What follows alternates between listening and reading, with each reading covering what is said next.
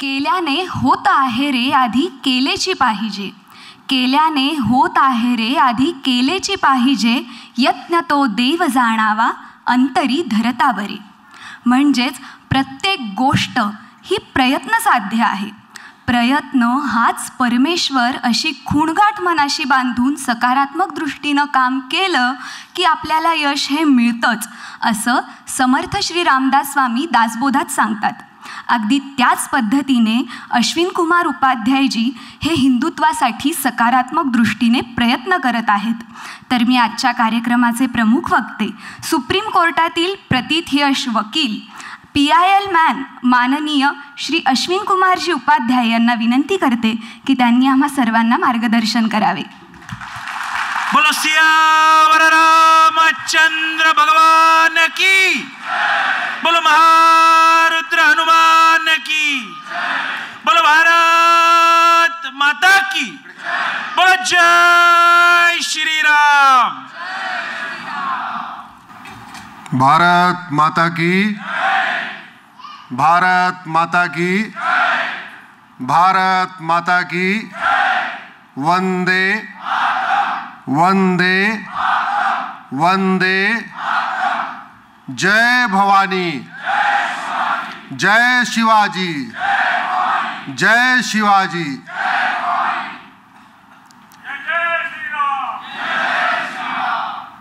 आजकल listening power भी कम हो गई है, सिटिंग पावर भी कम हो गई है. अपने घर में इतना बढ़िया सोफा होता है, वहां पे 1 घंटे नहीं बैठ पाते. फिल्में 3 घंटे की बनती थी, आजकल 2 घंटे की बनने लग गई. तो एक बार आप लोग जरा खड़े हो जाइए, थोड़ा सा कंफर्ट ले लीजिए, थोड़ा गर्दन घुमा लीजिए, अपने अगल बगल नमस्ते कर लीजिए और आपस में कुर्सी बदल लीजिए. अब अपने वाले पे नहीं बैठना, बगल वाले पे बैठना.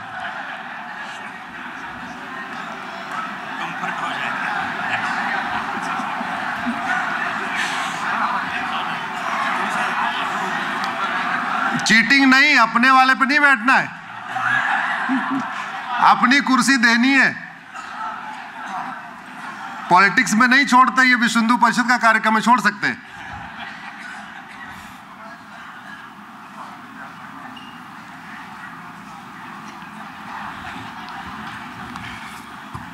सबसे पहले इस पवित्र भूमि को प्रणाम करता हूं, वीर भूमि को प्रणाम करता हूं, दान भूमि को प्रणाम करता हूं, छत्रपति शिवाजी महाराज, संभाजी महाराज को प्रणाम करता हूं, संत ज्ञानेश्वर को प्रणाम करता हूं, गुरु गोविंद सिंह को प्रणाम करता हूं. अपने उन सभी पूर्वजों को प्रणाम करता हूं जिन्होंने असंख्य यातनाएं झेली, युद्ध किया, जजिया दिया, टैक्स दिया, सब कुछ किया, लेकिन धर्मांतरण नहीं किया.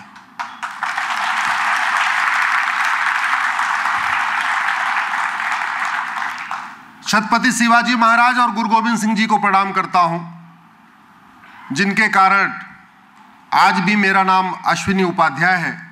अगर वो दोनों लोग नहीं होते तो हमारा नाम भी कुछ अलग होता, हमारी पहचान भी अलग होती, हमारा त्योहार भी अलग होता, हमारा विचार भी अलग होता, हमारी वेशभूषा भी अलग होती, हमारी जीवन शैली भी अलग होती. अगले 1 घंटे तक आपसे बात करेंगे. रिफ्रेश हो गए कि नहीं? कुर्सी बदलने से रिफ्रेशमेंट आया कि नहीं आया? तो अगले 1 घंटे तक हम आपसे संवाद करेंगे और संवाद दोनों तरफ से होता है. हम आपसे जो कुछ पूछेंगे आपको हम वो उत्तर आपको ही देना है. जो मन करे, हमसे सहमत हो तो हाँ करो, असहमत हो तो ना करो. कोई ऐसा प्री प्लान्ड क्वेश्चन आंसर तो है नहीं. लेकिन जो कुछ भी बोलना जोर से बोलना, ऐसे बोलना कि आपकी आवाज यहां तक आ जाए, क्योंकि रिकॉर्डिंग इधर ही हो रही है. और इस कार्यक्रम को लगभग 4 से 5 करोड़ लोग देखेंगे भारत में. अलग अलग माध्यम से, फेसबुक, ट्विटर, इंस्टाग्राम, अलग अलग माध्यम से, तो कम से कम पता चलना चाहिए कि इस वीर भूमि पे एक कार्यक्रम हुआ। आपका 17वां कार्यक्रम है और मेरा 2025 का 17वां कार्यक्रम है। क्या बात। अभी 16वां कार्यक्रम परभनी में किया, 15वां कार्यक्रम असम में सिलचर में किया। 2025 का मेरा ये 17वां कार्यक्रम है। 2025 में 122 जिलों में हम गए थे। 2025 में एक रविवार मैं अपने घर में था, क्योंकि उस दिन दीपावली के बाद भैया दूज थी और मेरी बहन आई हुई थी। बाकी शेष 51 रविवार, 51 शनिवार में देश में घूमता रहा। Monday to Friday Supreme Court, High Court, और सैटरडे संडे आपके बीच में। अब यही दिनचर्या हो गई है। 2023 में 115 जिलों में गया था, 2022 में 90 जिलों में गया था। भारत में कुल 800 जिले हैं, उसमें से 500 जिलों में जाना हुआ है।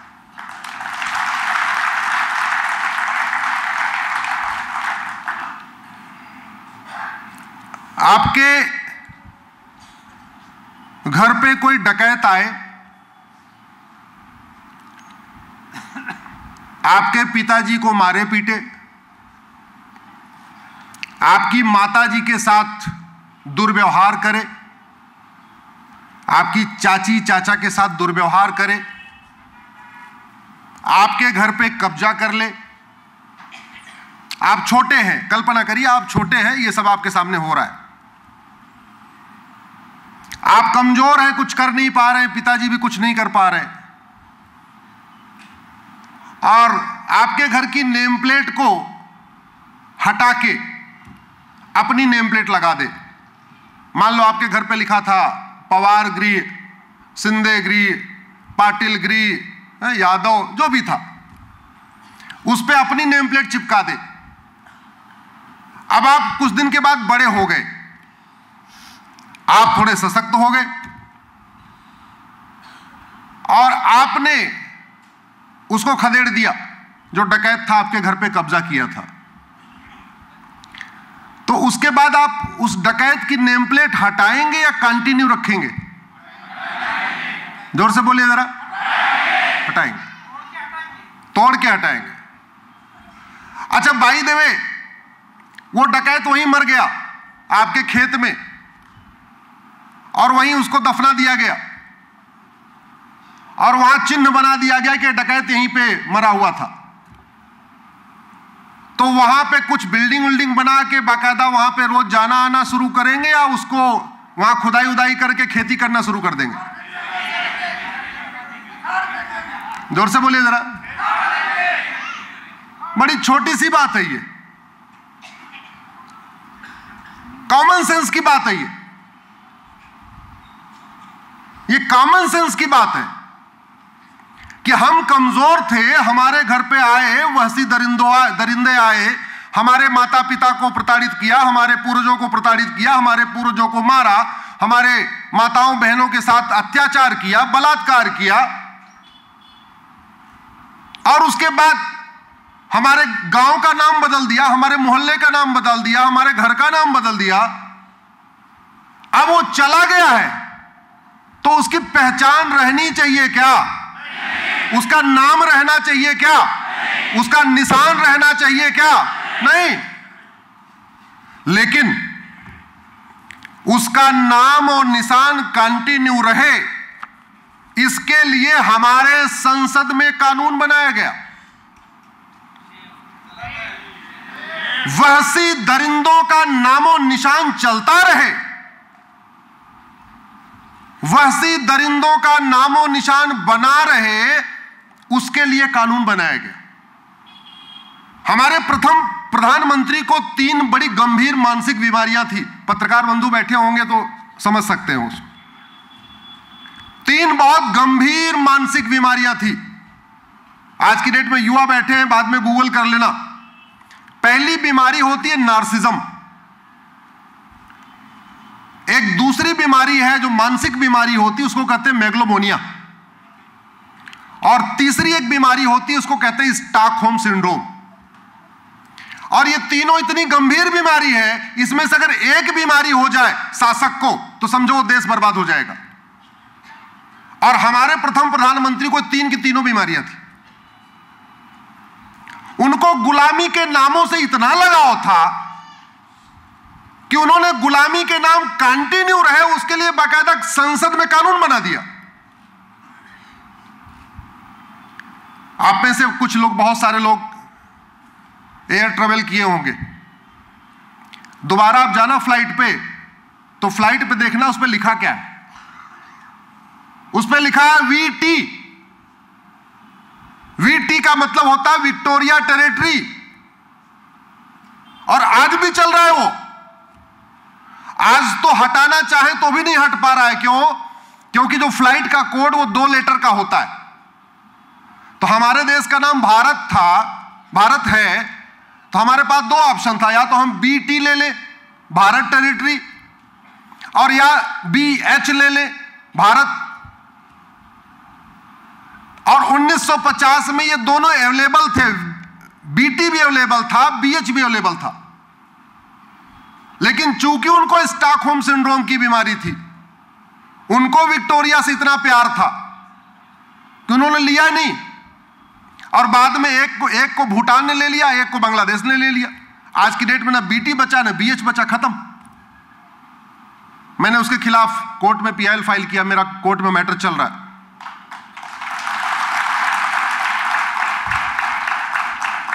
ऐसे ही अरे भाई, लुटेरे आए चले गए, यहां कोई वो अच्छा काम करने तो आए नहीं थे, सनातन धर्म को मजबूत करने तो आए नहीं थे, भारत की संस्कृति, भारत की परंपरा को मजबूत करने तो आए नहीं थे, सत्य अहिंसा का पाठ पढ़ाने तो आए नहीं थे। वो क्या करने आए थे? जिहाद करने। क्या करने आए थे? धर्मांतरण कराने। तो जैसे ही गए उनका नामो निशान मिटना चाहिए।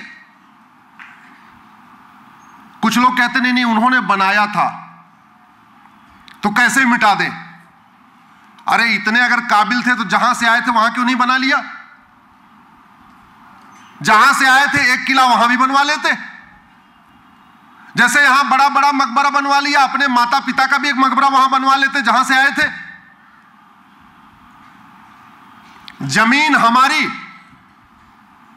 मिस्त्री हमारे, आर्किटेक्ट हमारे, पत्थर हमारा, पसीना हमारा, और कह रहे हैं मकबरा उन्होंने बनवा लिया। उन्होंने कैसे बनवा लिया? इतने बड़े कारीगर थे तो जहां से आए थे। अरे भाई एक चीज बताइए, अगर आप संपन्न हो जाएंगे, मान लो यहां संभाजी नगर में रहते हैं, तो अपने गांव में एक आध घर अच्छा बनवाएंगे कि नहीं बनवाएंगे? या गांव में खंडहर रहेगा और यहां महल रहेगा? ऐसा होता है क्या? लोग अमेरिका में कमाते हैं, अरब में कमाते हैं, कहीं कमाते हैं, तो थोड़ा बहुत अपने यहां गांव में कुछ करते हैं कि नहीं करते? बाबर, हुमायूं, तुगलक, गजनी, गोरी, खिलजी, औरंगजेब, शाहजहां जितने हैं उनके गांव में क्या है? अगर इतने बड़े आर्किटेक्ट थे, इतने बड़े डिजाइनर थे, उनके पास भी वहां मिस्त्री थे, उनके पास कुछ ऐसा दिमाग में था तो वहां बनवाते, तो वहां तो कुछ बनवाए नहीं, सारा यहीं बनवा लिया। और उसको प्रोटेक्ट करने के लिए 1954 में नेहरू जी ने कानून बना दिया वक्फ एक्ट, और 1958 में कानून बना दिया एंशिएंट मॉन्यूमेंट एक्ट। ये वक्फ एक्ट बना दिया लैंड जिहाद करने के लिए, और एंशिएंट मॉन्यूमेंट एक्ट बना दिया उनके गुलामी के निशान कोई टच न कर पाए, वो कंटिन्यू रहे उसके लिए। एक बार सर्वे करा लेते, कानून बनाने के पहले ये भी तो दिखवा लेते कि जिनकी बात हो रही है इनका है, ये इनका है भी कि नहीं है। पहले सर्वे करा लेते कि जो गुंबद है उसके अंदर क्या पड़ा हुआ है। कानून बनाने के पहले एक बार ये भी तो दिखवा लेते कि भाई यहां कोई मूर्ति तो नहीं है, यहां गणेश जी का चित्र तो नहीं है, यहां दीवालों पर कोई भित्ति चित्र तो नहीं है। कुछ नहीं किया, सीधे कानून बनाया, बोले बोले ये ठीक है, ये सब इनका इनका इनका इनका। डॉक्टर को वेतन भत्ता किस काम के लिए मिलता है?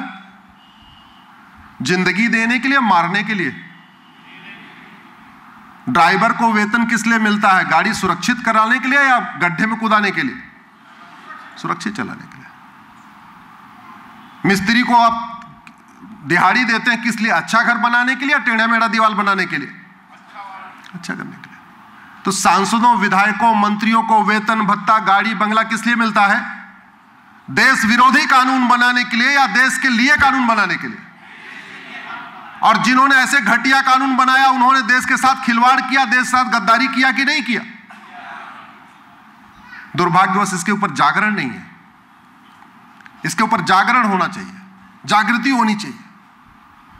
और मैं बार बार कहता हूं, हम 600-700 साल गुलाम जानते क्यों रहे? हमने सोचा लड़ने वाला काम तो केवल मराठों का है, लड़ने वाला काम केवल छत्रपति शिवाजी का है, लड़ने का काम केवल पेशवाओं का है, लड़ने का काम केवल क्षत्रियों का है। अदरवाइज उस जमाने में ऐसा कोई घर नहीं होता था जिस घर में एक भाला, एक गड़ासा, एक तलवार, एक गदा नहीं होती थी। उस जमाने में गरीब से गरीब के घर में 2-4 लाठी होती थी। अगर गांव के गांव निकलते तो मुगल यहां टिक पाते क्या?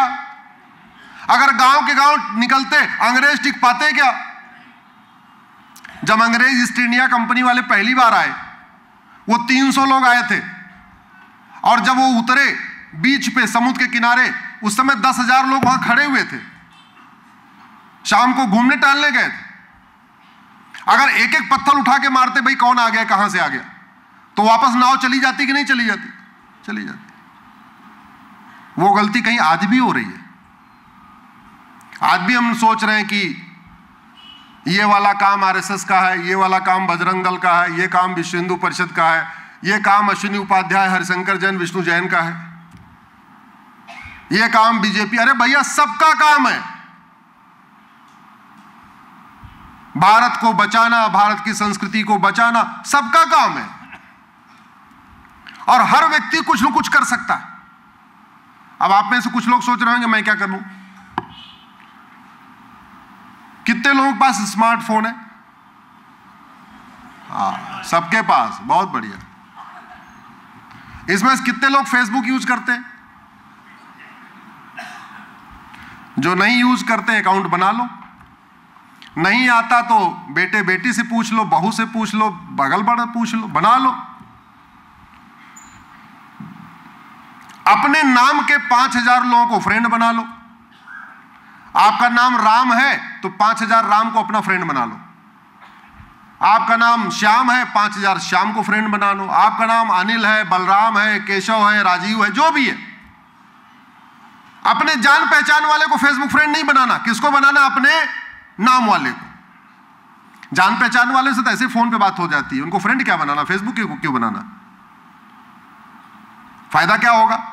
ऐसे जितनी विवाह है वो विवाह को बना लें, आशा 5,000 आशा बना लें, सीता 5,000 सीता बना लें, गीता 5,000 गीता बना लें, रमा 5,000 रमा बना ले, उमा 5,000 उमा बना ले। आपका नाम क्या भाई साहब? राम। अरे वाह।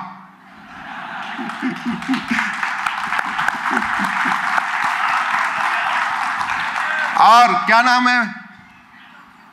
हाँ, ज्योति। हाँ, उपाध्याय हो गई। अब राम ज्योति बैठे हुए, तो 5,000 राम आपको, आप फेसबुक पे 5,000 राम बना लो, ये ज्योति 5,000 ज्योति बना ले, तो आप कितने लोगों से आपका संपर्क हो गया? टोटल 10,000। आपको जो मेरी बात ठीक लगे अपने अपने फेसबुक पे लिख दो, कितने लोग पढ़ेंगे? 10,000। फायदा क्या होगा? राम हिंदू भी है, राम सिख भी है, राम जैन भी है, राम बौद्ध भी है, राम ब्राह्मण भी है, राम क्षत्रिय भी है, राम वैश्य भी है, राम दलित भी है, राम तमिल भी है, राम बंगाली भी है, राम मलयाली भी है, राम कश्मीरी भी है, राम गुजराती भी है। तो आप संभाजीनगर में बैठे बैठे जो अच्छी बात आप लिखोगे उसको देश भर के 5,000 राम 5,000 ज्योति पढ़ेंगे।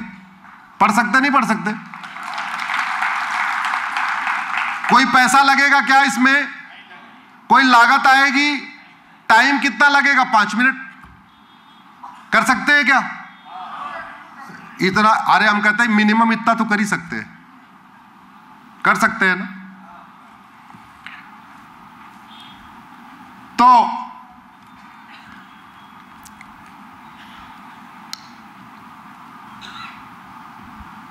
मैं शाम को बैठा हुआ था तो आपसे चर्चा हो रही थी, तो उन्होंने यहाँ की कुछ समस्या बताई।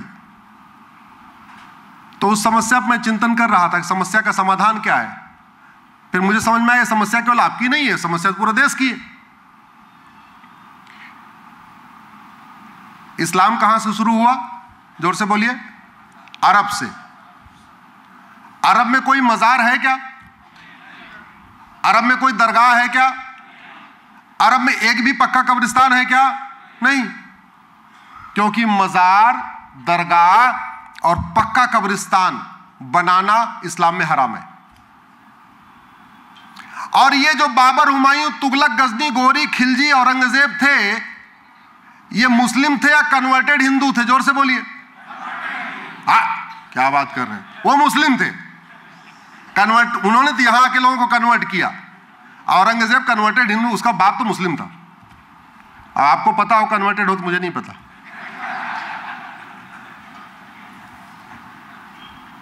अभी G20 का सम्मेलन हुआ था, सारे राष्ट्राध्यक्ष राजघाट गए, महात्मा गांधी जी की समाधि स्थल पे गए, मत्था टेका, फूल चढ़ाया। अरब के सुल्तान जो बड़े मॉडरेट भी हैं, MBS नाम है उनका, मॉडरेट है वो राजघाट नहीं गए। क्यों? क्योंकि किसी के समाधि स्थल, या उनकी भाषा में उसको मजार कहेंगे, दरगाह कहेंगे, वहां जाके झुकना यह हराम है। ला इलाहा इल्लल्लाह 5 बार बोला जाता है ना। ला इलाहा इल्लल्लाह का मतलब अल्लाह के अलावा और कोई इबादत योग्य है ही नहीं है। अल्लाह के अलावा और कहीं किसी के सामने झुकना ही नहीं है। इसलिए जो असली मुस्लिम होते हैं वो माता पिता का पैर भी नहीं छूते, क्योंकि माता पिता के सामने अगर झुक जाएंगे, पैर छू लेंगे, तो ला इलाहा इल्लल्लाह का वायलेशन हो जाएगा। तो ये जितने बाहर से आए, उनकी मजार बन कैसे सकती है? वो तो मुस्लिम थे। और असली मुस्लिम जो है मजार पे जाना, उनकी मजार, दरगाह, पक्का कब्रिस्तान तो बनता ही नहीं। तो आपके बगल में क्यों बनी हुई है? सवाल इस पे होना चाहिए। और बन भी गई तो कानून में प्रोटेक्ट कैसे हो जाएगी? और प्रोटेक्ट किया गया। इसलिए मैं कहता हूं इस वक्फ एक्ट के साथ साथ ये एंशिएंट मोन्यूमेंट एक्ट भी खत्म करने की जरूरत है।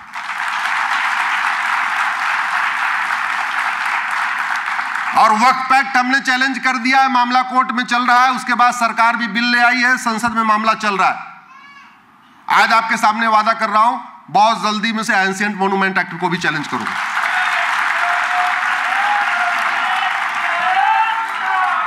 हमें चीन से सीखना चाहिए।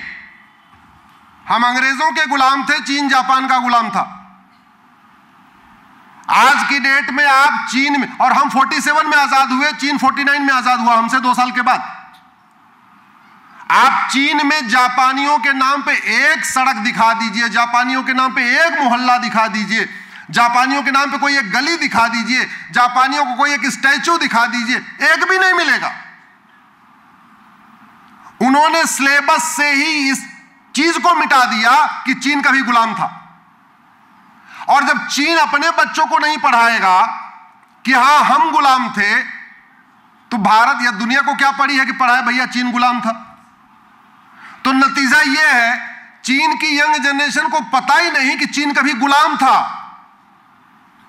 और हम मकबरा बनवा के, ये बनवा के, वो बनवा के, फिर कानून बना के उसको प्रोटेक्ट करके हम कह रहे नहीं हम गुलाम थे, गुलाम थे, हमारी माताओं बहनों ने जौहर किया। और बड़ा आश्चर्य की बात होती है,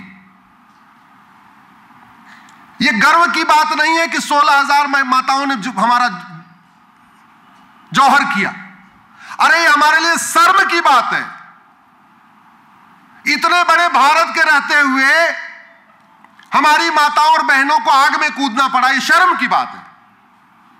हम एक नहीं थे, यह शर्म की बात है। इस पर चिंतन करना चाहिए। और जिन लोगों के कारण हमारी माताओं और बहनों ने जौहर किया, मजार को प्रोटेक्ट करने के लिए, उनकी दरगाह को प्रोटेक्ट करने के लिए संसद में कानून बनाया गया। इससे बड़ा देशद्रोह तो कुछ हो ही नहीं सकता।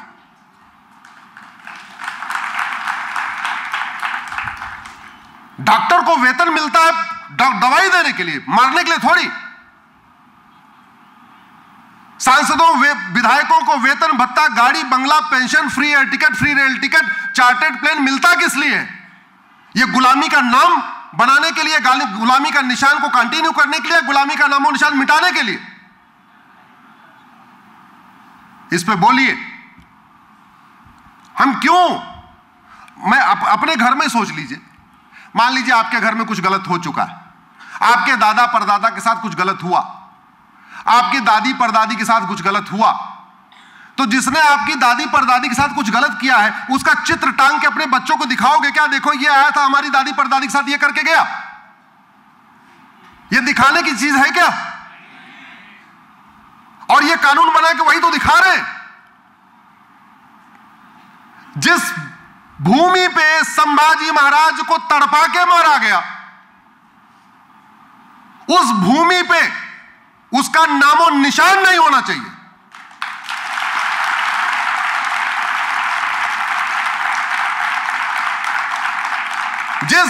जिस भूमि पे गुरु गोविंद सिंह जी का गला काटा गया, जिस भूमि पे हमारे पूर्वजों को खौलते तेल में डाला गया, जिस भूमि पे गुरु गोविंद सिंह जी के पूरे परिवार का बलिदान किया गया, दो छोटे छोटे साहिबजादों को दीवार में चिनवा दिया गया, उनका नामो निशान भारत में होना चाहिए क्या? मैं विश्व हिंदू परिषद से निवेदन कर रहा हूं,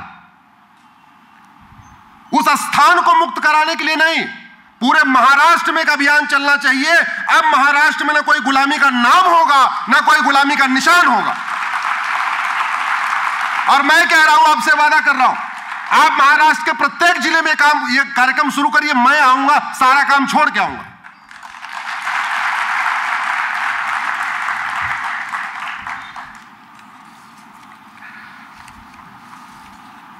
जमीन अपनी दान की जाती है, दूसरों की नहीं।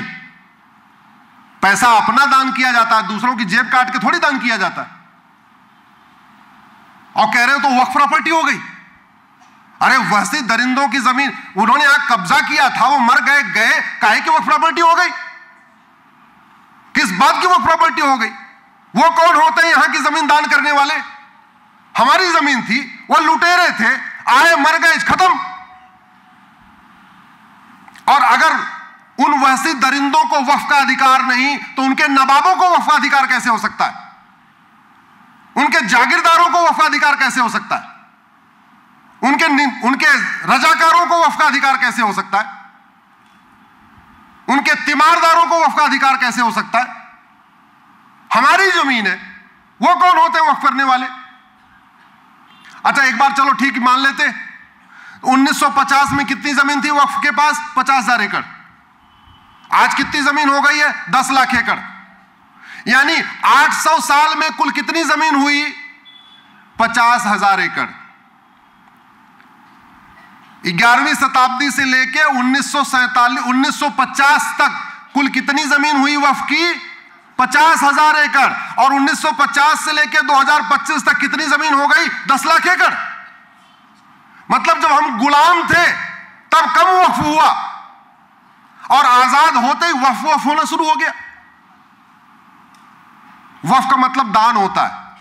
दान कौन करेगा? जिसके पास जमीन होगी वही तो करेगा ना। पड़ोसी की जमीन थोड़ी दान की जाती।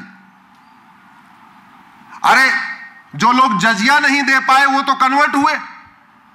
तो जो इतने गरीब थे कि जजिया नहीं दे पा रहे थे, वो कन्वर्ट होते इतने अमीर कैसे हो गए कि एकड़ की एकड़, 2-2 एकड़, 5-5 एकड़ जमीन वक्फ करना शुरू कर दिए। इसलिए कानून में बदलाव से काम नहीं चलेगा, इस कानून को जड़ से खत्म करना पड़ेगा। और वक्फ बोर्ड को भी खत्म करना पड़ेगा, वक्फ ट्रिब्यूनल को भी खत्म करना पड़ेगा, और सबको कागज दिखाना पड़ेगा उन्होंने दान किया, किसने दान किया। गरीब दान कर नहीं सकता और अमीर का अपना कागज दिखा नहीं रहे। जिनके पास जमीन नहीं थी, जो गरीब थे, वही तो कन्वर्ट हुए ना।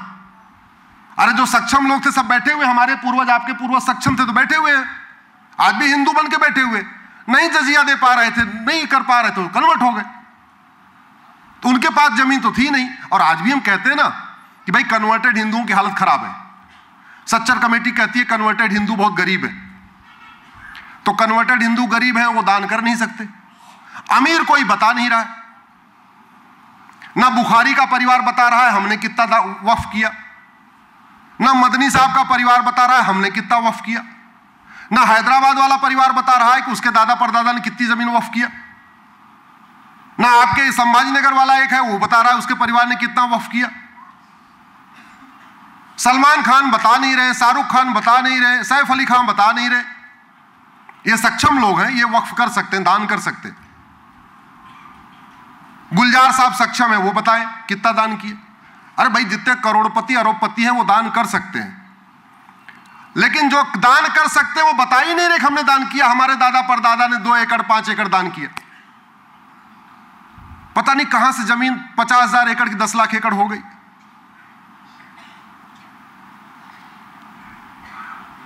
और जमीन की जानते हैं आप, मालदीव का क्षेत्रफल 75,000 एकड़ है और भारत में वक्फ बोर्ड के पास कितना है? 13 मालदीव बन जाएगा भारत में वक्फ बोर्ड जमीन जितना कब्जा करके बैठा हुआ है। सिंगापुर का क्षेत्रफल 1,80,000 एकड़ है, यानी 5 सिंगापुर और 1 मालदीव बन जाएगा वक्फ बोर्ड की जमीन पे। बहरीन का क्षेत्रफल 1,90,000 एकड़ है, यानी वक्फ बोर्ड जमीन जो 10 लाख एकड़ कब्जा करके बैठा वक्फ बोर्ड, उस पे 5 बहरीन बन जाएंगे, फिर भी 50,000 एकड़ जमीन बचेगी। हांगकांग 2,75,000 एकड़ हांगकांग का क्षेत्रफल, 3 हांगकांग बन जाएंगे और 3 मालदीव बन जाएंगे वक्फ बोर्ड की जमीन पे। डेनमार्क 3,45,000 एकड़, 2 डेनमार्क बन जाएंगे, 2 सिंगापुर बन जाएंगे वक्फ बोर्ड की जमीन पे। फिनलैंड 3,90,000 एकड़, 2 फिनलैंड बन जाएंगे और 2 मालदीव बन जाएंगे। मॉरिशस 5 लाख एकड़, 2 मॉरिशस बन जाएगा वक्फ बोर्ड की जमीन पे। इसलिए आप सब लोग उसमें मत रहिए कि सरकार बदल रही है। अपना काम जारी रखिए, अपना संघर्ष जारी रखिए। बोल सकते हैं बोलिए, लिख सकते हैं लिखिए, मिल के बोल सकते हैं मिल के बोलिए, टोका टोकी कर सकते हैं टोका टोकी करिए, जो कुछ कर सकते हैं करिए। कार्यक्रम कर सकते हैं कार्यक्रम कराइए, मंथन कर सकते हैं मंथन कराइए, जो कुछ कर सकते हैं करिए।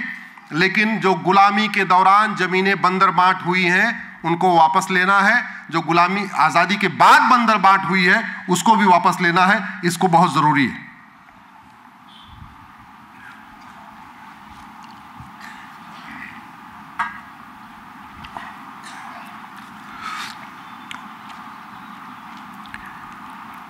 आठ बज गए हैं, टाइम आपका पूरा हो चुका है।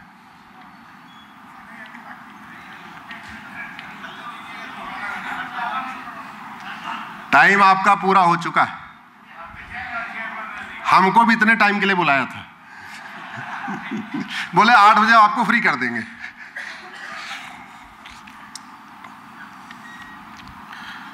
भारत की कोई भी समस्या लाइलाज नहीं है और भारत की कोई भी समस्या वर्ल्ड वाइड नहीं है। जो समस्याएं भारत में हैं इनमें से बहुत सारी समस्या चीन में नहीं है। जो समस्या भारत में है इसमें बहुत सारी समस्या इजराइल में नहीं है। जो समस्या भारत में है इसमें बहुत सारी समस्या जापान में नहीं है, बहुत सारी समस्या सिंगापुर में नहीं है, बहुत सारी समस्या दुबई में नहीं है। इसका मतलब भारत की कोई भी समस्या लाइलाज नहीं है। तो समाधान क्या है? बीमारी को डॉक्टर ठीक करता है कि दवाई? जोर से बोलिए जरा। दवाई। डॉक्टर बहुत बढ़िया हो, दवाई गड़बड़ हो, बीमारी ठीक होगी क्या? ऊपर वालों की आवाज नहीं आ रही है? डॉक्टर लाख अच्छा हो, डॉक्टर बहुत मेहनती हो, बड़ा ईमानदार हो, डॉक्टर चाहता भी हो कि बीमारी ठीक हो जाए, तब भी बीमारी ठीक नहीं होगी जब तक दवाई बढ़िया नहीं होगी। हमारे दिमाग में यह गलतफहमी है कि डॉक्टर बदलने से बीमारी ठीक हो जाती है। डॉक्टर बदलने से बीमारी ठीक नहीं होती है, बीमारी ठीक होती है दवाई बदलने से। और हम पूरी कोशिश करते हैं कि डॉक्टर बदल गया, बस दवाई, बीमारी ठीक हो जाएगी। कोई बीमारी ठीक हुई क्या?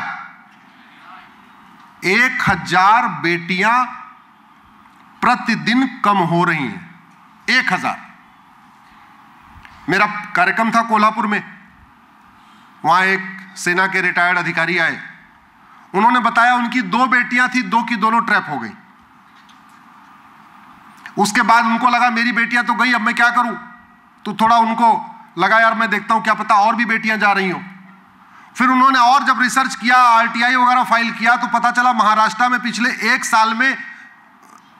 5 साल में 1 लाख बेटियां गायब हो गई हैं।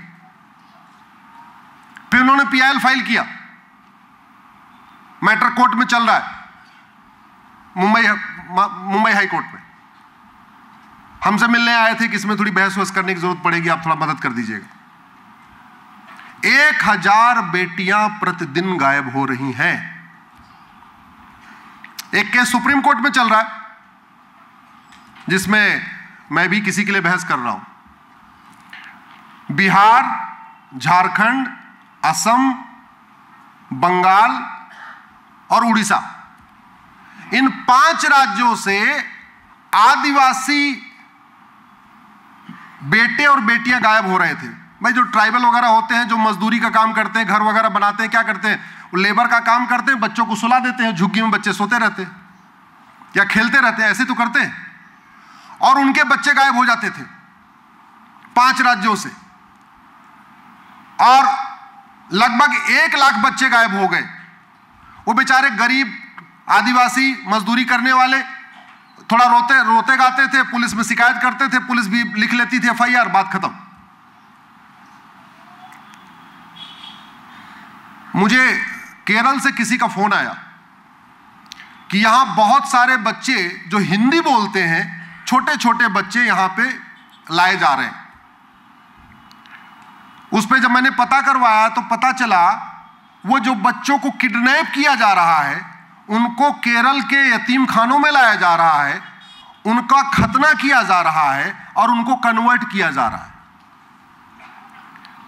तो लब जिहाद तो जो होता ही होता है, कन्वर्ट करने के लिए किडनैपिंग भी होती है और भारत में हो रही है। अब सवाल यह है, सिंगापुर में बच्चों की किडनैपिंग क्यों नहीं होती? अमेरिका में किडनैपिंग क्यों नहीं होती बच्चों की?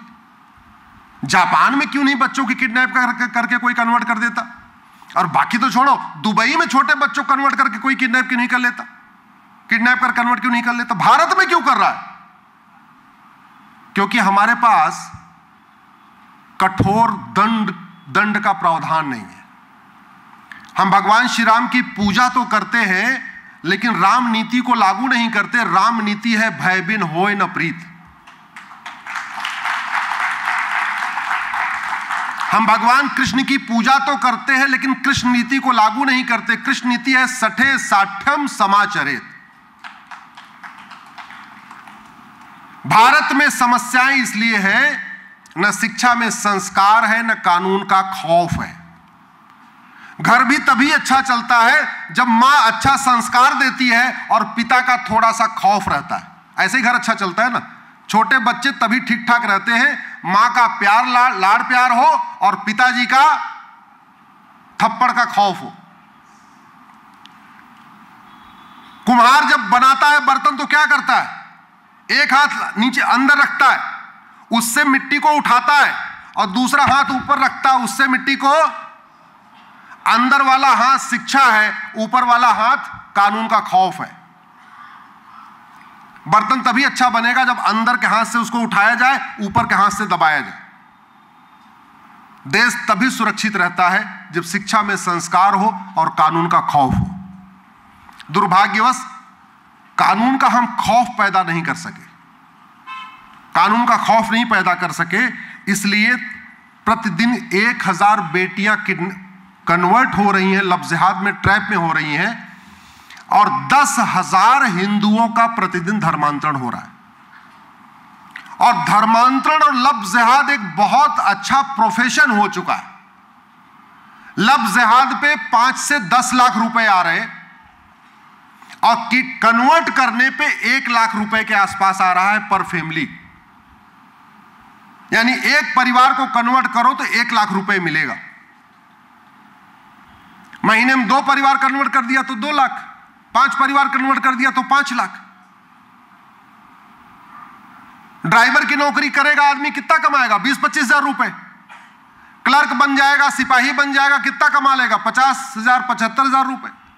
इंजीनियर बन जाएगा, कितना कमा लेगा? 1 लाख रुपए।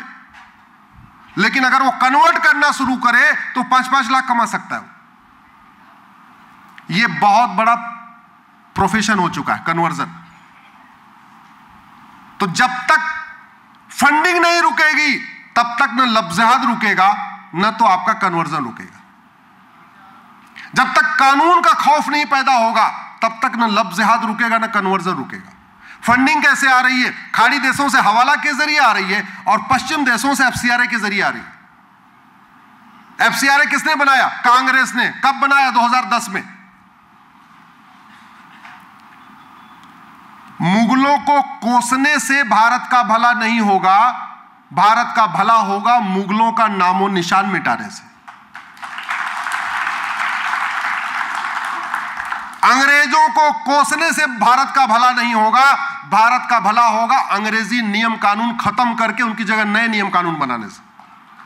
और जो काम मुगलों ने छोड़ा था और जो काम अंग्रेज नहीं कर पाए, उन दोनों के काम को आगे बढ़ाया 1950 के बाद कानून बना बना के।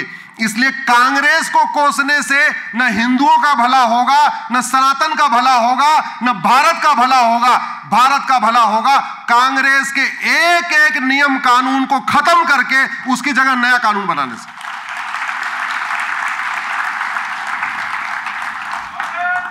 हम कर क्या रहे?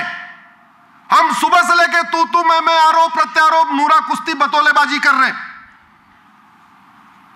हम सुबह से लेके शाम तक तू चोर मैं सिपाही वाला खेल खेल रहे हैं। थोड़ा कड़वा लग रहा होगा आपको, कड़वी सच्चाई यही है। अंग्रेजों का एक भी कानून बचा तो भारत नहीं बचेगा। ऐसे कांग्रेस का एक भी कानून बचा तो भारत नहीं बचेगा।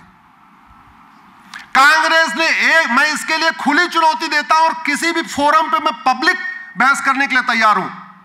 मुझे कोई एक कांग्रेसी आके बता दे कि यह कानून हमने बनाया था भारत को मजबूत करने के लिए, भारत की संस्कृति को मजबूत करने के लिए, भारत की परंपराओं को मजबूत करने के लिए, घुसपैठ को रोकने के लिए, धर्मांतरण को रोकने के लिए, नक्सलवाद को खत्म करने के लिए या माओवाद। एक कोई कांग्रेस कानून बता दे कानून बनाया हो तो।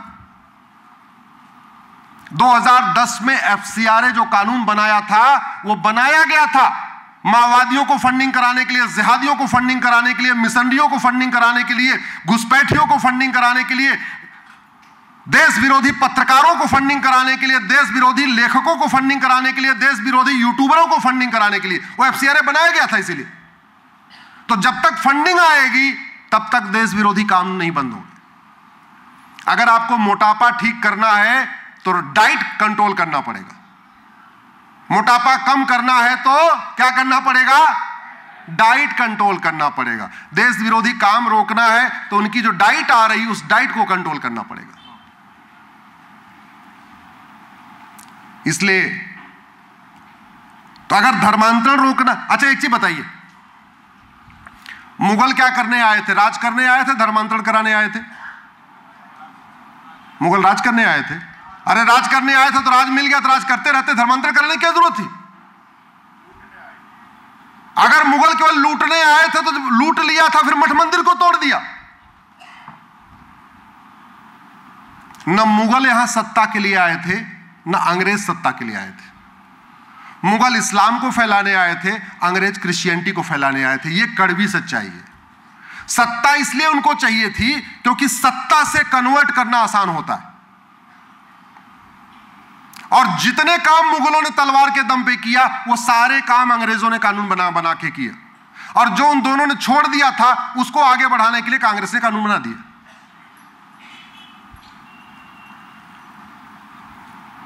ये लब जिहाद हमारी राष्ट्रीय सुरक्षा के लिए खतरा है कि नहीं? जोर से बोलिए जरा। लफ्ज़ जिहाद राष्ट्र की सुरक्षा के लिए खतरा है कि नहीं? और जो राष्ट्र की सुरक्षा के लिए खतरा है उससे निपटने के लिए कानून है हमारे पास। उसका नाम है नेशनल सिक्योरिटी एक्ट, जिसको शॉर्ट में कहते हैं NSA। अगर वो लगा दो तो 1 साल तक जमानत नहीं होती है। आपके डॉक्टर तो बदल रहे हैं, किसी लफ्ज़ जिहाद करने वाले पे, किसी धर्मांतरण कराने वाले मिशनरी पे, किसी घुसपैठिए पे, किसी खिलाफ NSA लगा क्या? जोर से बोलिए। तो दवाई नहीं बदलेगी तो बीमारी ठीक नहीं होगी। यह लफ्ज़ जिहाद और धर्मांतरण हमारे राष्ट्र की एकता और अखंडता के लिए खतरा है कि नहीं? अल्टीमेटली जितना देश विरोधी काम है वो करता कौन है? याकूब मेनन कौन था? हाँ, कन्वर्टेड हिंदू। याकूब मेनन कौन था? कसाब कौन था? अफजल गुरु कौन था? पाकिस्तान में आडवाणी जी को, जेठमलानी जी को, मनमोहन सिंह जी को किन लोगों ने खदेड़ा? कन्वर्टेड हिंदुओं ने। भैया, भारत, पाकिस्तान, बांग्लादेश में कोई मुस्लिम नहीं था। 15वीं शताब्दी में 100% हिंदू थे यहां पे। बाबर के पहले कोई यहां कन्वर्टेड था ही नहीं, 100% हिंदू थे। यश चोपड़ा, प्रेम चोपड़ा, राजकुमार, राजेंद्र कुमार, सुनील दत्त, ये जितना अपना मकान, दुकान, खेत खलिहान छोड़ के भागे हैं, किसने भगाया उनको? कन्वर्टेड हिंदुओं ने। बांग्लादेश में हिंदुओं को कौन खदेड़ रहा है? कन्वर्टेड हिंदू। और आज भी कन्वर्जन हो रहा है। रुक गया क्या? नहीं। छत्रपति शिवाजी महाराज को मानने वालों का रेशियो बढ़ रहा है कि घट रहा है? घट रहा है। विश्वास नहीं हो तो पता कर लेना। जनगणना तो 10 साल में होती है, वोटर लिस्ट हर चुनाव के पहले नई बनती है। अपने वार्ड की वर्तमान वोटर लिस्ट और 25 साल पुरानी वोटर लिस्ट को कंपेयर कर लीजिए। आप अगर गांव में रहते हैं, अपने गांव की जो ग्राम प्रधान का चुनाव होता है उसकी वर्तमान वोटर लिस्ट और 25 साल पुरानी वोटर लिस्ट को कंपेयर कर लीजिए। अपने विधानसभा की वर्तमान वोटर लिस्ट और 25 साल पुरानी वोटर लिस्ट कंपेयर कर लीजिए। अपने लोकसभा की वर्तमान वोटर लिस्ट और 25 साल पुरानी वोटर लिस्ट कंपेयर कर लीजिए। फिर पता चल जाएगा कि आप घट रहे हैं कि बढ़ रहे हैं। और एक बात याद रखिएगा, घटेंगे तो, जोर से बोलिए, घटेंगे तो, जब जब घटे तब तब, जहां जहां घटे तहां तहां कटे। दुर्योधन के ननिहाल गंधार में घटे तो कटे। राजा भरत के ननिहाल कैकेयी में घटे तो कटे, फिर पाकिस्तान बन गया। दुर्योधन का ननिहाल गंधार, वहां घटे तो कटे तो अफगानिस्तान बन गया। बांग्लादेश में घट रहे तो कट रहे, कश्मीर में घटे तो कटे। भारत के 9 राज्यों में घट चुके हैं। भारत के 800 जिलों में से 200 जिलों में घट चुके हैं। भारत के 6000 तहसीलों में से 1500 तहसीलों में घट चुके हैं। भारत के बॉर्डर पे 300 तहसीलें हैं, उनमें 300 की 300 तहसीलों में घट चुके हैं। इसलिए किसी गलतफहमी मत रहिएगा। और घटेंगे तो कटेंगे। और घटने का कारण है लफ्ज़ जिहाद, ड्रग जिहाद, घुसपैठ जिहाद, धर्मांतरण जिहाद, जनसंख्या जिहाद। और इनमें से जितने जिहाद हैं ये कोई भी बिना कानून बनाए रोक ही नहीं सकते आप। सरकार बनाने से इसमें से कोई भी नहीं रुकेगा। और मैं कह रहा हूं 1 साल में ये 5 के 5 जिहाद रुक जाएंगे कल कानून बना दिया जाए तो। आप ये जो लफ्ज़ जिहाद होता है और ये धर्मांतरण है, ये इनडायरेक्ट वॉर है कि नहीं भारत के खिलाफ?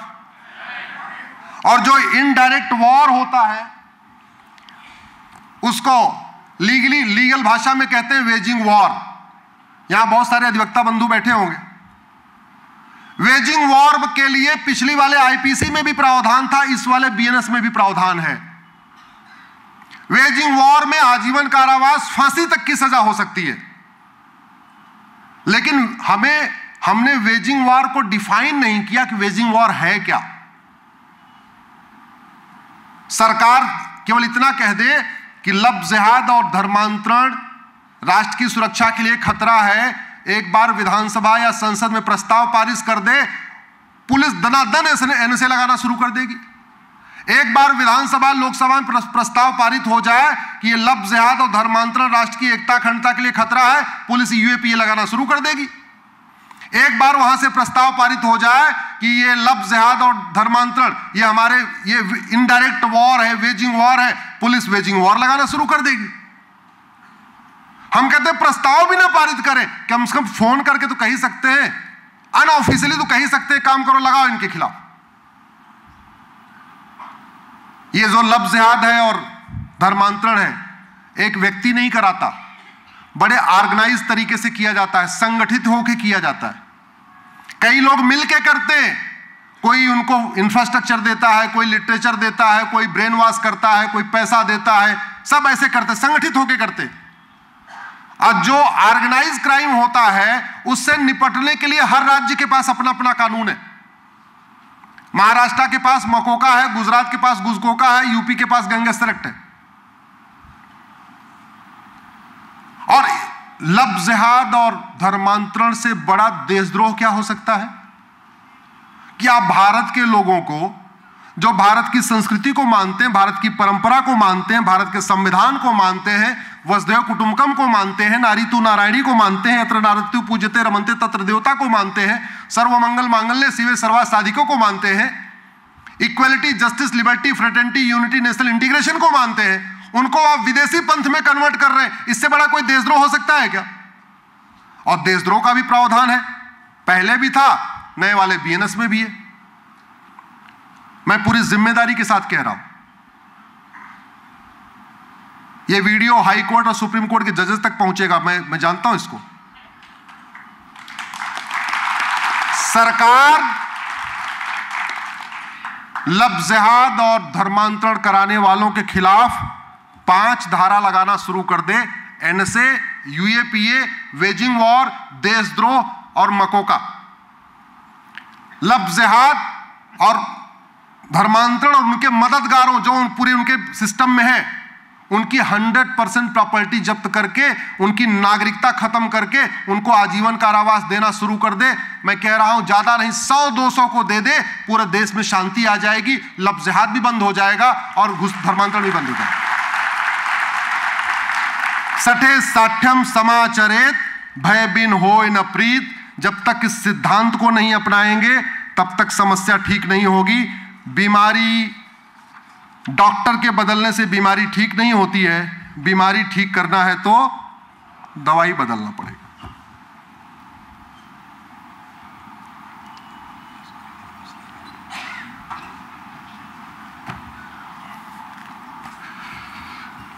एक बहुत बड़ा खतरा आजकल चल रहा है,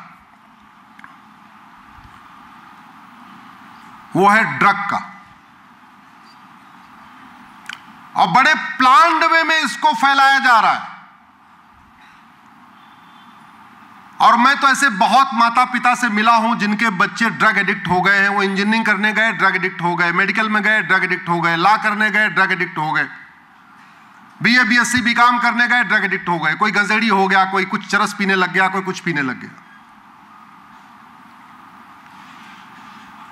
दिल्ली एनसीआर में जब भी रेव पार्टी होती है, जब 100-200 बच्चे पकड़े जाते हैं, तो मैं स्पेशली फोन करके वहां के एसपी या एसएसपी या कमिश्नर से पूछता हूं कितने लोग पकड़े गए।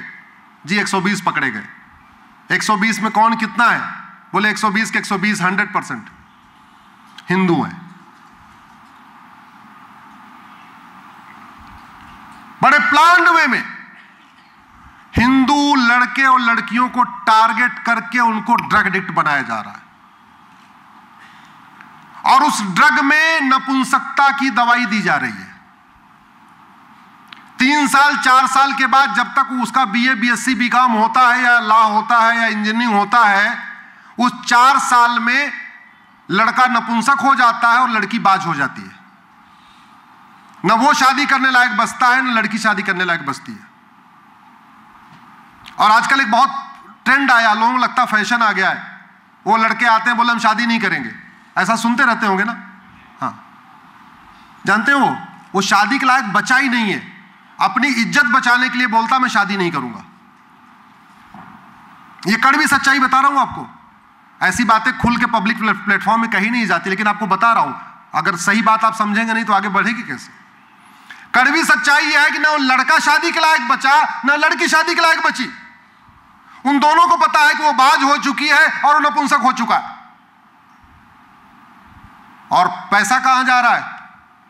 वो ड्रग्स जिहाद का जो पैसा आ रहा है, उस पैसे से धर्मांतरण भी हो रहा है और घुसपैठियों को बसाया भी जा रहा है, उनकी झुग्गियां भी बनवाई जा रही हैं, उनके वोटर आईडी कार्ड भी बनवाए जा रहे हैं, उनके सारे डॉक्यूमेंट भी बन रहे हैं।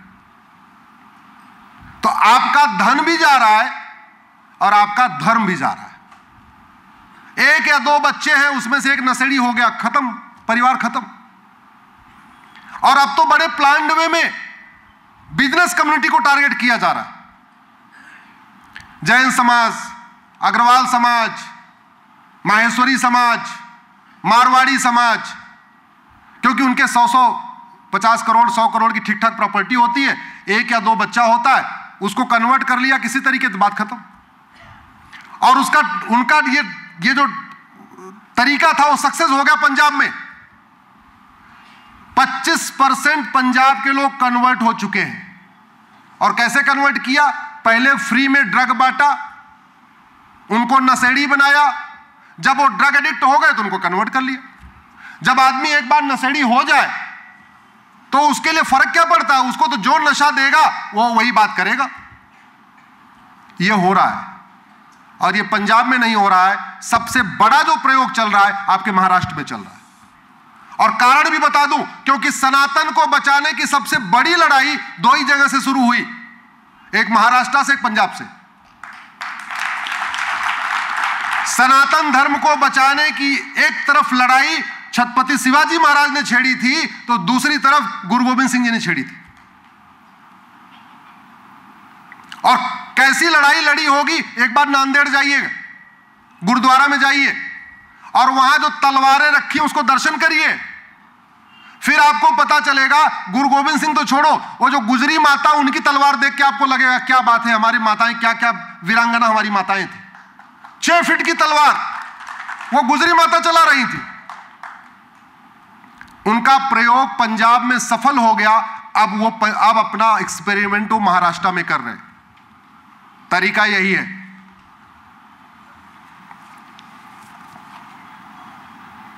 इसको कहते हैं एनडीपीएस एक्ट। ये किस लिए बना हुआ है? नशा नियंत्रण के लिए बना हुआ है, नशा तस्करों को पकड़ने के लिए बना है।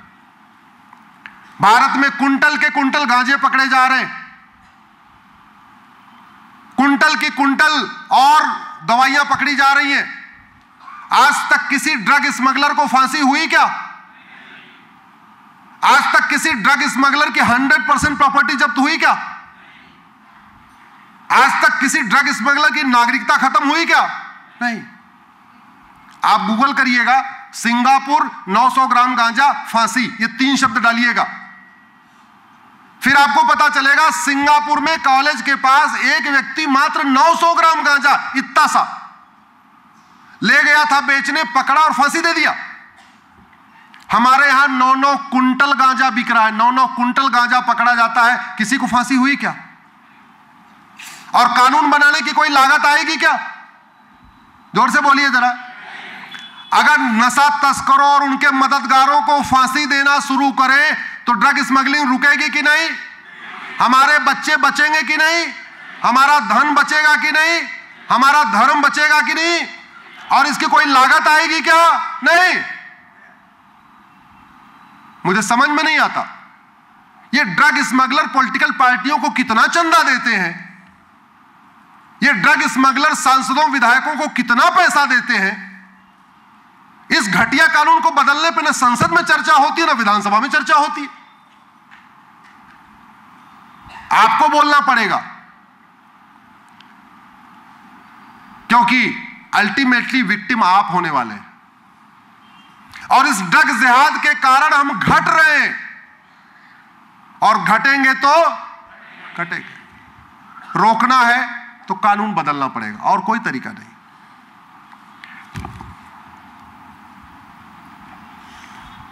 मैंने एक पीआईएल फाइल किया था 2017 में।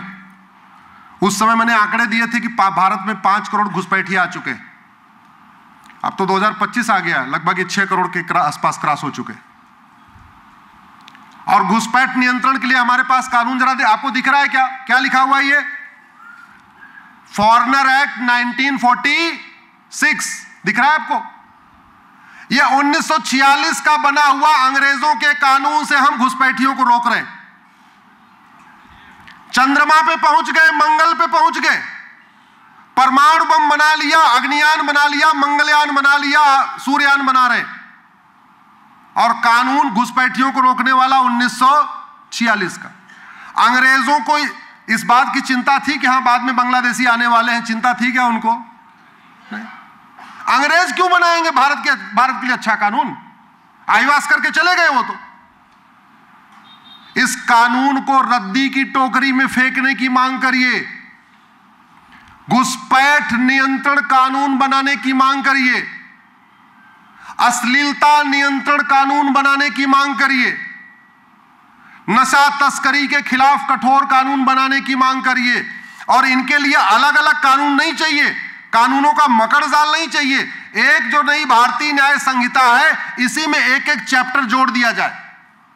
एक chapter offence relating to conversion, एक chapter offence relating to infiltration, एक chapter offence relating to drug smuggling, एक chapter offence relating to human trafficking. नशा तस्करी, मानव तस्करी, घुसपैठ, धर्मांतरण, लव जिहाद, यह राष्ट्रीय समस्या है, किसी एक राज्य की समस्या नहीं है। तो कानून कहां बनना चाहिए? संसद में। कैसे बनेगा? जब आप डिमांड करेंगे। वैसे कायदे से तो बिना डिमांड किए भी बनना चाहिए।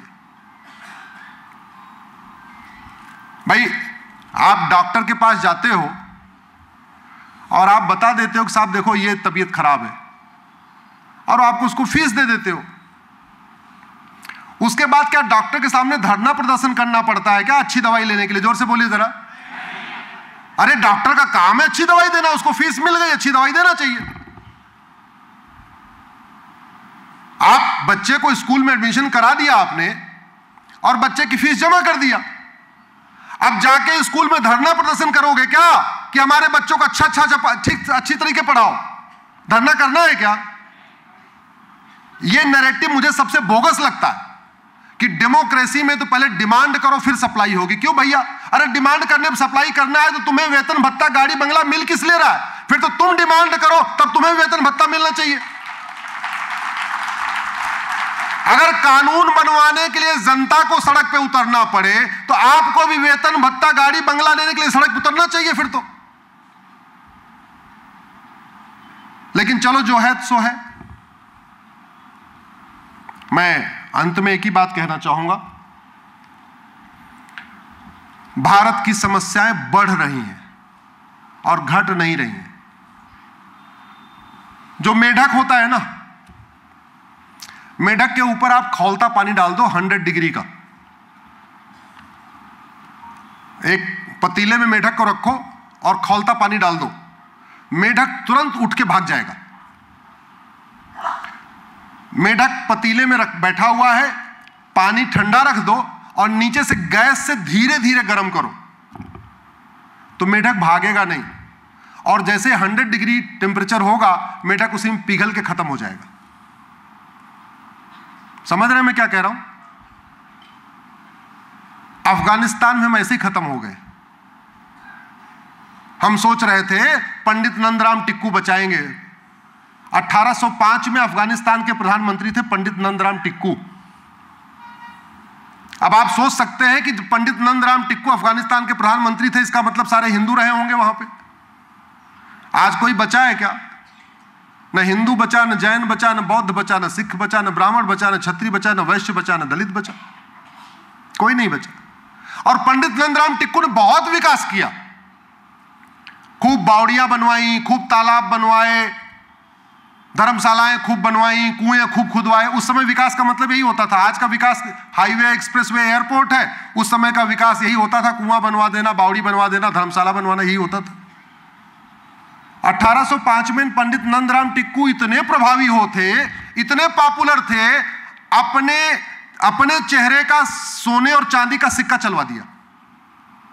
1807-8 में अफगानिस्तान में जो सिक्का चलता था उस पे वहां के प्रधानमंत्री नंदराम टिक्कू का चेहरा लगा हुआ था, उन्हीं की फोटो लगी हुई थी। और 1815 में उनको खदेड़ दिया, परिवार सहित भागे और कहां गए पता ही नहीं चला। और उसके बाद भागे, उसके बाद तो फिर वहां पे धीरे धीरे वो मेढक वाला हाल हुआ। एकाएक गर्म पानी नहीं डाला, थोड़ा थोड़ा थोड़ा थोड़ा करके करते करते करते करते करते करते और पाकिस्तान में देख लीजिए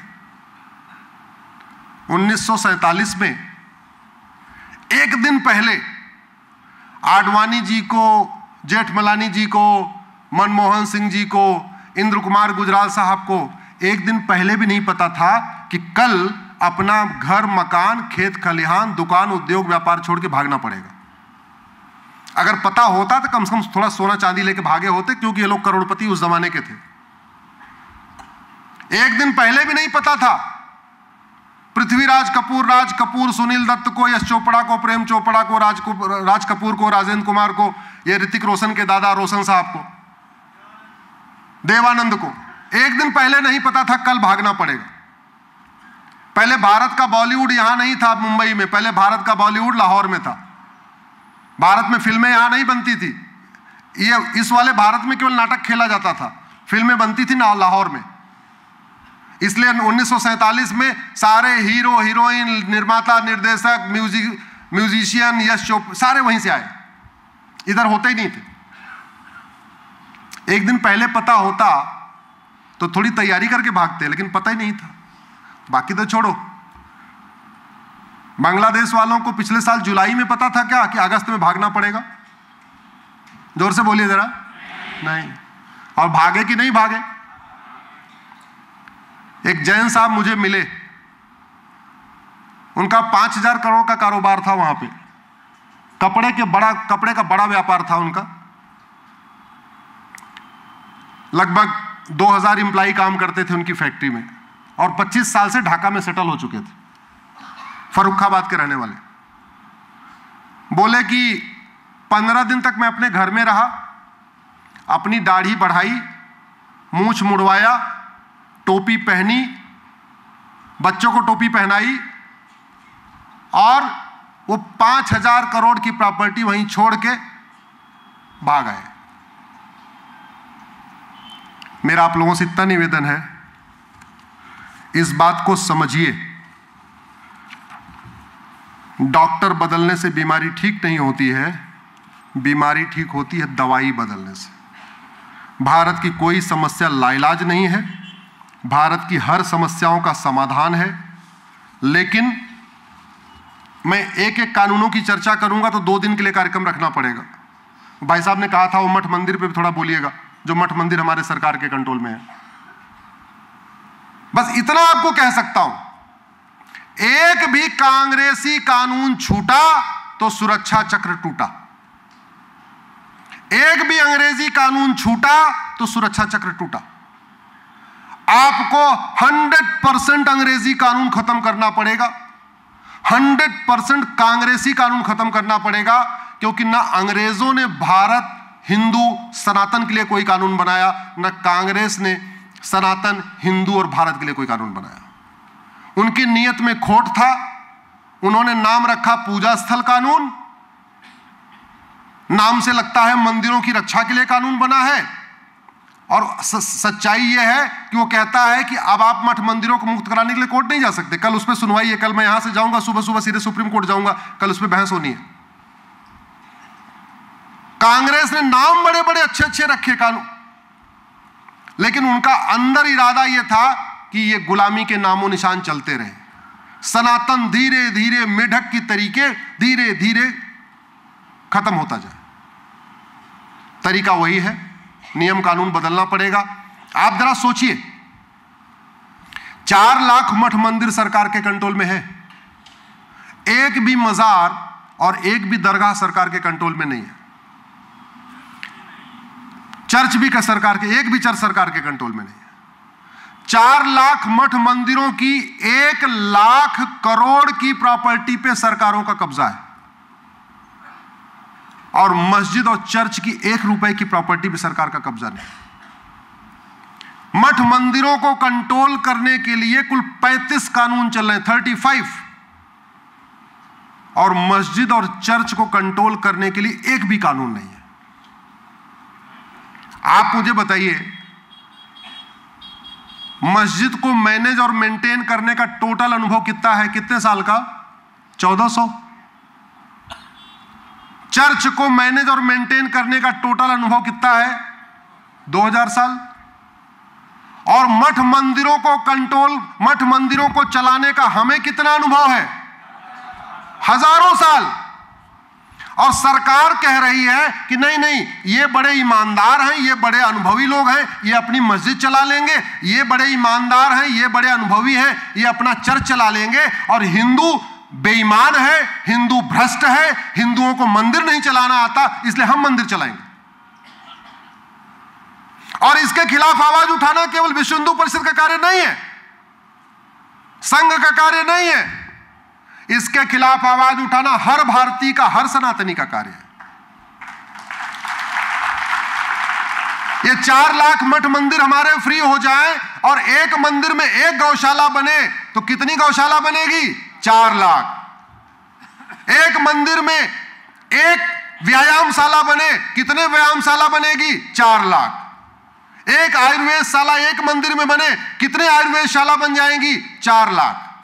एक मंदिर में एक विवाह घर बने, कितने विवाह घर बन जाएंगे? 4 लाख। गरीब बच्चियों को वहीं निःशुल्क उनका विवाह हो जाएगा। मठ मंदिरों की प्रॉपर्टी पे इतनी प्रॉपर्टी है, लूट मची हुई है। अधिकार दे दिया सांसदों विधायकों को, तुम लूट लो। तो वो कर क्या रहे? वो ये कर रहे हैं, अब नाम नहीं लेना चाहूंगा, गड़बड़ हो जाएगा, ज्यादा कड़वा भी ठीक नहीं होता, कि एक लोकसभा वाले जो सांसद हैं, उनके एरिया का जो मंदिर है उसकी जमीन पर खुद कब्जा नहीं कर रहे हैं, वो बगल वाले सांसद को कह रहे हैं तुम आके कब्जा कर लो, और वो बगल वाले सांसद कह रहे हैं तुम हमारे यहां आ जाओ। समझ रहे हैं आप? ये खेल चल रहा है, इसको कहते हैं मिला जुला खेल। कि पता चला, अब जगह का नाम ले लूंगा तो गड़बड़ हो जाएगा, यहां वाले कह रहे हैं वहां कब्जा कर लो, वहां वाले कह रहे हैं यहां के कब्जा कर लो। ये खेल चल रहा है। ये रुकना चाहिए कि नहीं रुकना चाहिए? रुकना चाहिए, लेकिन आवाज उठाना पड़ेगा, बोलना पड़ेगा, कायदे से बिना बोले होना चाहिए। जैसे डॉक्टर का काम है अच्छी दवाई देना, उसके लिए धरना प्रदर्शन की जरूरत नहीं होनी चाहिए। टीचर का काम है अच्छे तरीके पढ़ाना, उसके लिए धरना प्रदर्शन की जरूरत नहीं होनी चाहिए। ड्राइवर का काम है अच्छी तरीके गाड़ी चलाना, उसके लिए मालिक धरना प्रदर्शन थोड़ी करेगा। जब हम कहते हैं जनता मालिक है, तो मालिक अपने नौकर के सामने धरना प्रदर्शन क्यों करे भाई? कह रहे नहीं नहीं, हम कानून तब बनाएंगे, हम तुम्हारे मठ मंदिर तब छोड़ेंगे जब तुम नाक रगड़ोगे। क्यों? इसलिए इसके लिए आपको सांसद बनाया था क्या? और वैसे भी कोई व्यक्ति जीतने से सांसद विधायक नहीं बनता, याद रखिएगा। कोई व्यक्ति 10 लाख वोट से भी जीत जाए, कलेक्टर उसको सर्टिफिकेट भी दे दे जीतने का, तब भी वो सांसद विधायक नहीं होगा। वो सांसद विधायक तब बनेगा जब वो संविधान की शपथ ले लेगा सदन में जाके। और संविधान की शपथ क्या लेता है? कि संविधान में लिखे हुए सभी चीजों को मैं मानूंगा और उनके अनुसार कार्य करूंगा। तो शपथ क्या, आर्टिकल 49 क्या कहता है? आर्टिकल 49 ये कहता है कि जितने हमारे ऐतिहासिक, पौराणिक, धार्मिक स्थान हैं, हमारे मठ मंदिर हैं, उनको प्रिजर्व करो, उनको प्रोटेक्ट करो, उनको बचाओ, उनका रखरखाव करो। आर्टिकल 44 कहता है देश में एक समान नागरिक संहिता लागू करो। आर्टिकल 47 कहता है पूरे भारत में नशाबंदी करो, शराबबंदी करो। आर्टिकल 48 क्या कहता है? पूरे भारत में गौ हत्या पे प्रतिबंध लगाओ। ये जितने विषय विश्व हिंदू परिषद या बजरंग दल के लोग कहते हैं कि ये होना चाहिए, होना चाहिए, अरे ये कोई रॉकेट साइंस की बात ही नहीं कर रहे हैं, सारी बात संविधान में लिखी हुई है, सब संविधान में लिखा हुआ है। और संविधान की बात करते हैं तो कहते हैं ये कम्युनल है, और जो संविधान विरोधी बा काम करते हो कह रहे हैं हम सेकुलर है। मतलब गजब खेल चल रहा है। तो इसके खिलाफ मेरा ये मानना है, अब समय आ चुका है, जागृति काफी हो चुकी है, लेकिन मैंने पहले ही कहा बीमारी की चर्चा करने से बीमारी ठीक नहीं होगी, बीमारी की दवाई बदलना पड़ेगा। जागृति खूब हो गई है, सबको पता चल गया है क्या क्या समस्या है, अब तो चाहिए दवाई। दवाई कैसे बनेगी? दवाई बनेगी संसद में या सुप्रीम कोर्ट में और हाई कोर्ट में और विधानसभा में। तो सुप्रीम कोर्ट का वाला काम हमारे लिए छोड़ दीजिए, हम कर रहे हैं वहां पे। हरशंकर जैन जी हैं, विष्णु जैन जी, हम लोग लगे हुए वहां पे लड़ते रहेंगे। लेकिन सांसदों विधायकों से मिलना शुरू करिए। नहीं मिल सकते हैं तो अपने फेसबुक, ट्विटर, इंस्टाग्राम पे लिखना शुरू करिए, अपने ग्रुप में कुछ लिखना शुरू करिए। जो मिल सकते हैं वो मिल के बात करें, जो नहीं मिल सकते हैं घर में बैठे बैठे बात करें। और कुछ नहीं करते तो राम और ज्योति वाला फार्मूला अपना ले, 5000 राम 5000 ज्योति को अपना अपना फेसबुक फ्रेंड बना के वही काम करते रहें। कर सकते हैं क्या सब लोग? आप लोगों ने इतनी देर सुना, मैं आप लोगों को बहुत बहुत धन्यवाद देता हूं, आपका आभार व्यक्त करता हूं। एक बार फिर से सब लोग खड़े हो जाइए और आगे आगे मैं कुछ बोलूंगा, उसके पीछे से आपको बोलना है हमें चाहिए आजादी। क्या बोलना है? हमें चाहिए, जोर से बोलिए। ये वीडियो 4-5 करोड़ लोग देखेंगे तो पता चलना चाहिए कि संभाजीनगर में लोग कितने बुलंद आवाज में बोले हैं। छत्रपति संभाजी महाराज, गुलामी के नाम से, अरे आजादी नहीं, हमें चाहिए आजादी। गुलामी के नाम से, गुलामी के निशान से, गुलामी की कुरीतियों से, गुलामी की कुप्रथाओं से, गुलामी की शिक्षा से,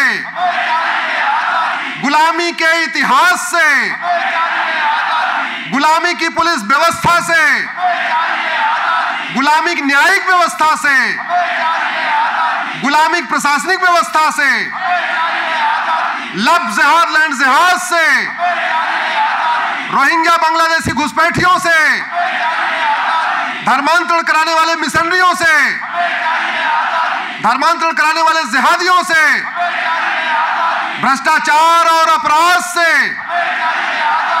एक देश एक विधान मांग रहा है हिंदुस्तान, एक देश एक विधान, एक देश एक विधान, एक देश एक विधान। भारत माता की, भारत माता की, भारत माता की। वंदे वंदे वंदे।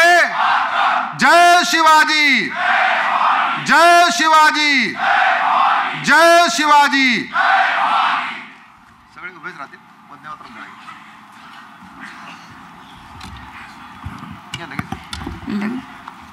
धन्यवाद सर। आज आपको सुनकर अटल जी की कविता की कुछ पंक्तियां याद आ रही है। मैं एक बिंदु परिपूर्ण सिंधु है यह मेरा हिंदू समाज, मेरा इसका संबंध अमर, मैं व्यक्ति और यह है एक समाज। इसमें मैंने पाया तन मन, इसमें मैंने पाया जीवन, मेरा तो बस कर्तव्य यही, कर दूं सब कुछ इसके अर्पण। मैं तो समाज की धाती हूँ, मैं तो समाज का सेवक हूँ, हिंदू तन मन हिंदू जीवन, रग रग हिंदू मेरा परिचय।